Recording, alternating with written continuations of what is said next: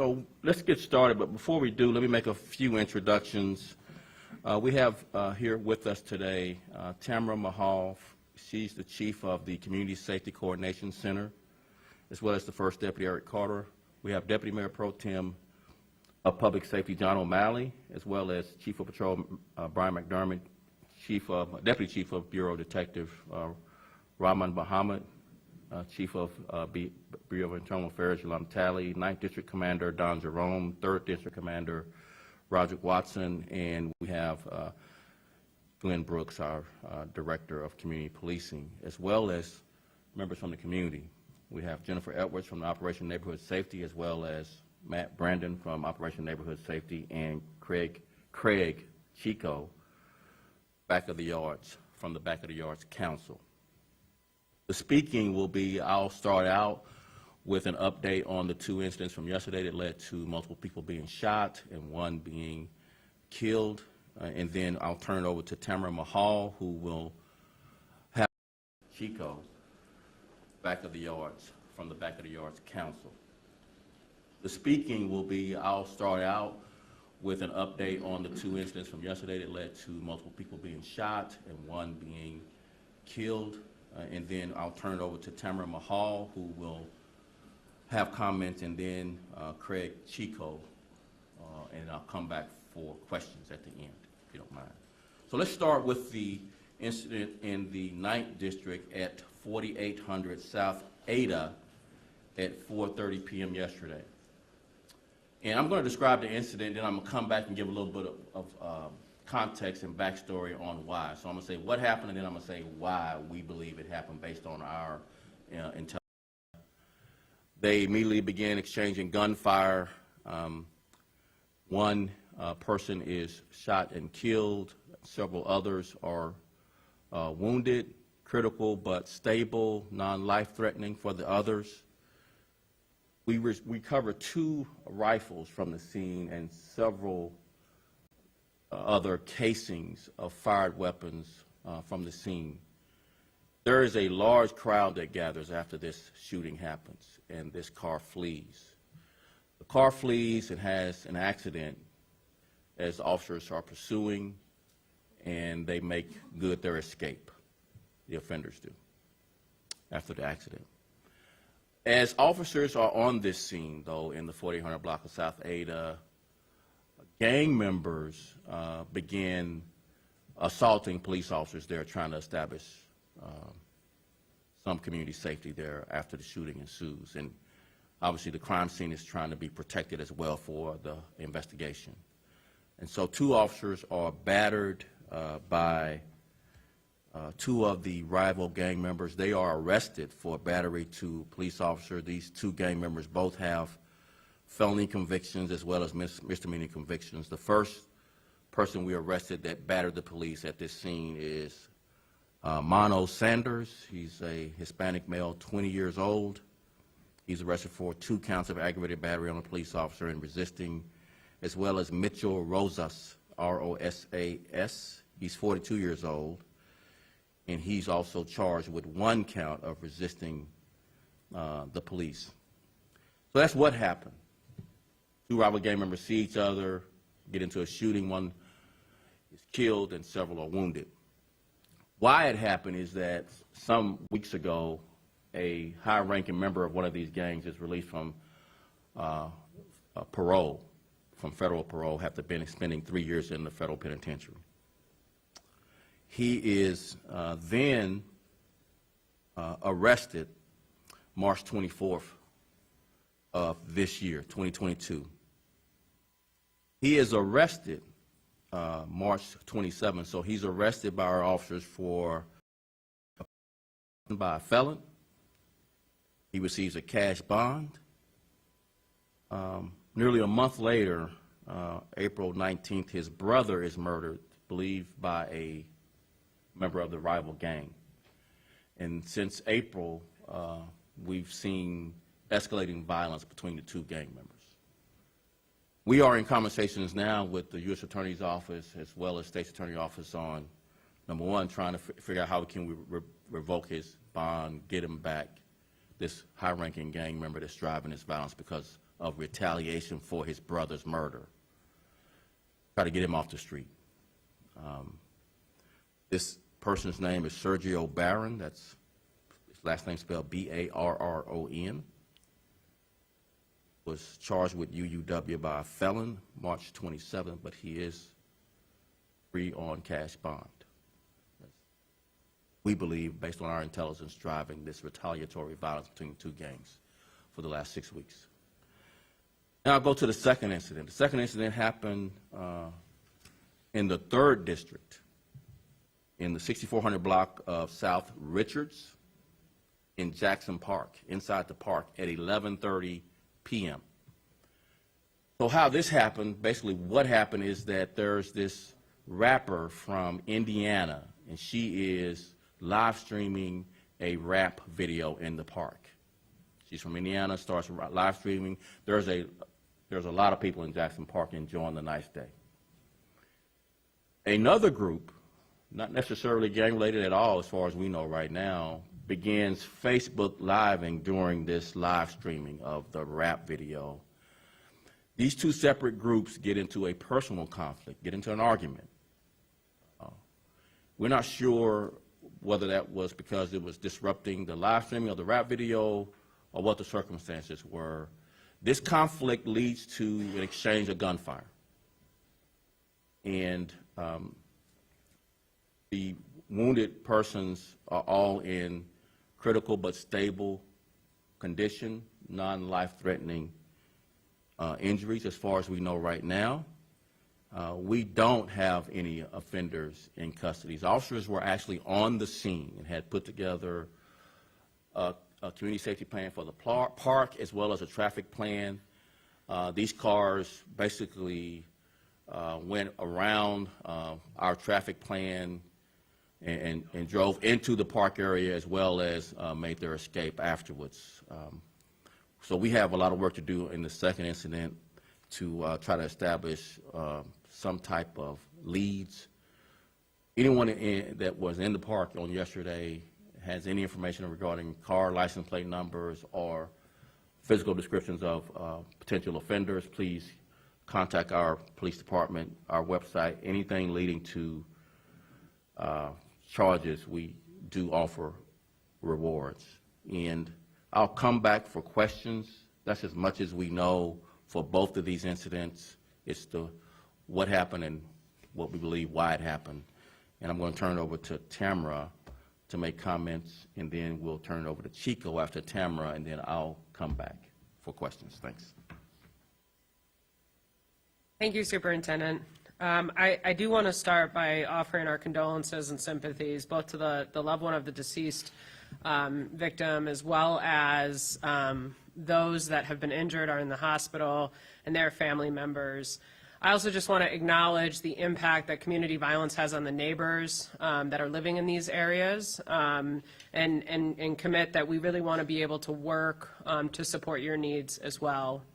Whenever we have a shooting in these areas, there is an immediate response by our partners in victim services to make sure that they are reaching out both directly to the victims or the families to make sure that they are offered supports directly after the incident happens, but also as time continues to make sure that they have the different types of services that victims often need to support them moving forward. And I want to thank our partners who are currently working on this, like the Institute of Nonviolence and University of Chicago Health, to make sure that we can provide the supports that are necessary in partnership with the Chicago Police Department's victim advocates.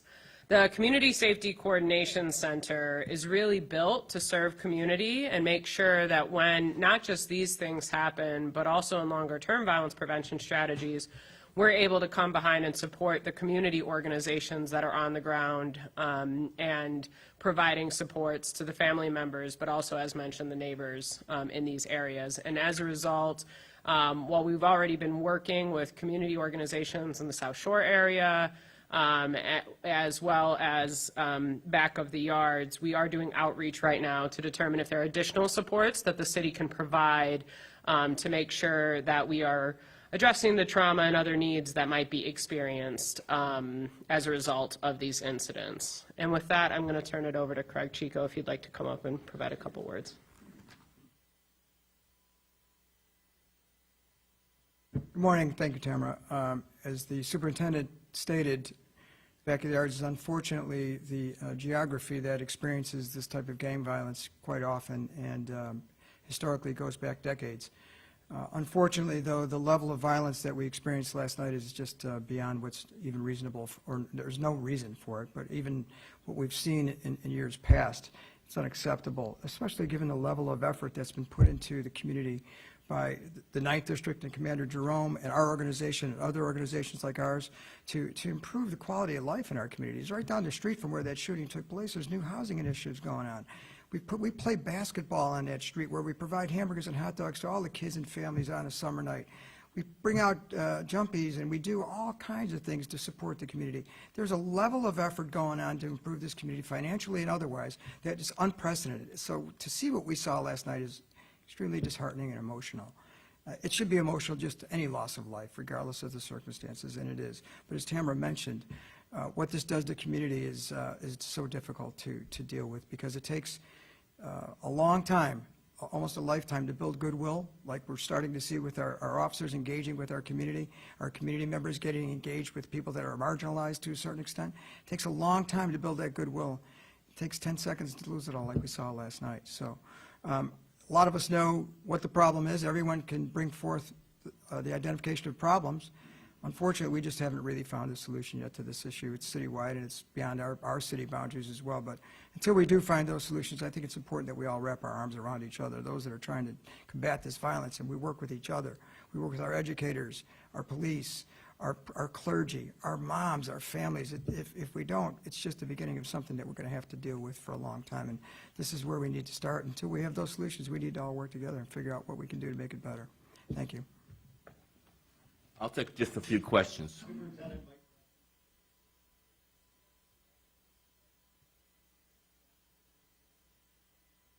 It ended up being both sides shooting at each other, but one side precipitated, obviously, the initial exchange of gunfire, yes. So the initial gunfire? One group. We're not sure who were the initial shots, where they precipitated, but both, it ended up being with an exchange of gunfire, but one group obviously began arguing with the other. Regardless, it's senseless. No excuse for it. It's unacceptable, as Chico said, and we marshaling all our resources to try to identify these offenders. We need public help from those who might have been there and seen something that they need to share with us, please, whether it's a car license plate, partial plate, or an offender description. You know, questions? Yes.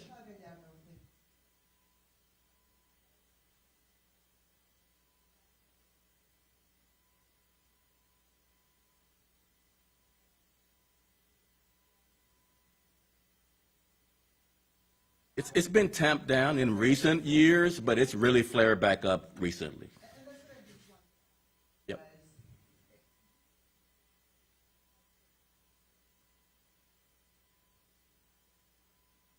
That's right.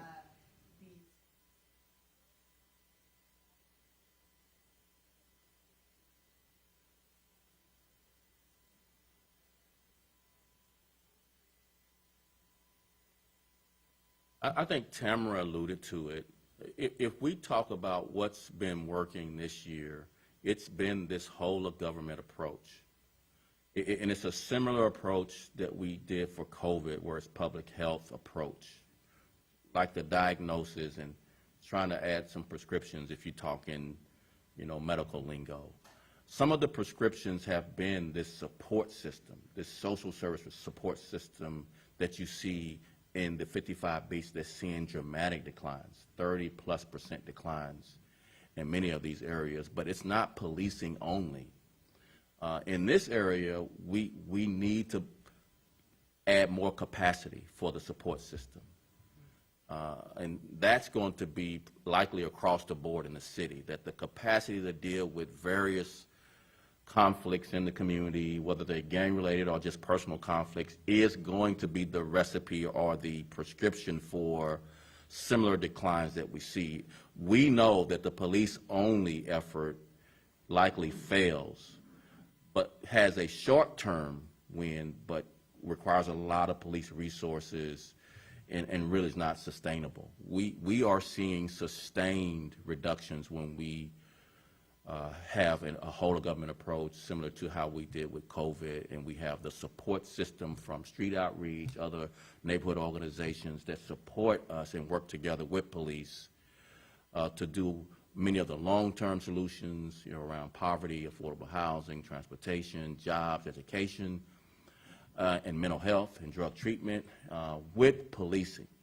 So it's not one or the other, it's policing, strong enforcement. We are going to go after these gangs that's driving the violence in the 9th District. We're going to do that. But we also need to add the capacity on the other side of this that's really driven down violence across the city and the areas where we focus this effort.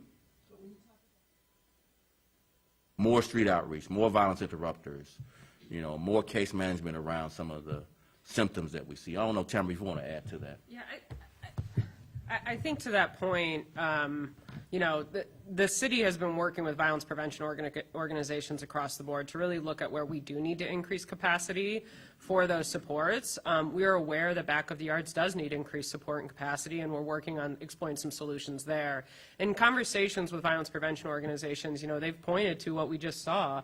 Returning citizens are having an impact on existing peace agreements.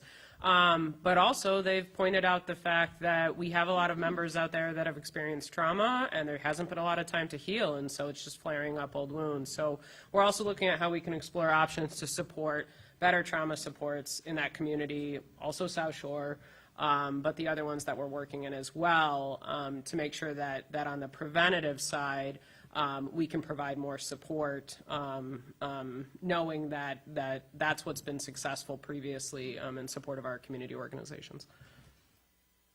Any questions? Yeah. Let me get someone who hadn't asked, and I'll get with you with a follow-up. Yes.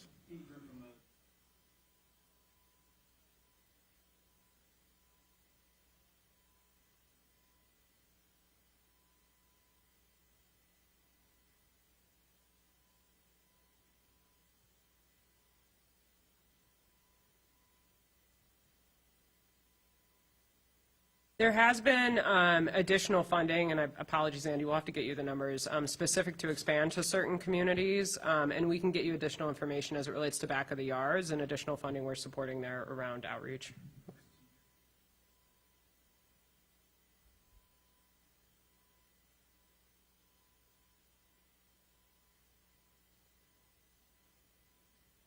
The city has existing contracts in place that last through September, and so it just happens to be on the financial cycle. It's the same amount year-to-date that we would have expended in the later part of last year for street outreach. That being said, I do want to comment on new influx of funding from our other governmental partners at the state and the county that we are starting to see start to roll out, and we're hoping that that has a significant impact. And so we'll get you the specific numbers on the city's investments, but just based on that September to September, we'll be allocating funds later on this year. Thanks. Before I take the last question here, I just really do want to emphasize, our police officers did their job. They took a gun off the street off a felon who had a violent history. That felon got a cash bond. The risk assessment on violent offenders by our judges needs to get better. I'll say that one more time. The risk assessment of violent offenders need to get better by our judges in making the decisions to release these people back to the community, because they can drive not just violence but retaliatory violence, which is much more destructive in the community because it has no end.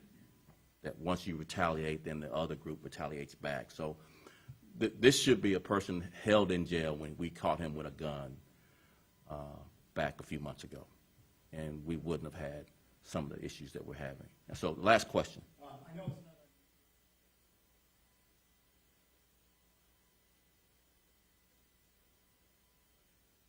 not. So I would characterize it differently. Gangsters, these were gang members that turned on us, not the community, not the crowds. These were gangsters that fought the police, and now they're arrested and charged with battery to the police. Thank you all so much. I really appreciate it. Take care.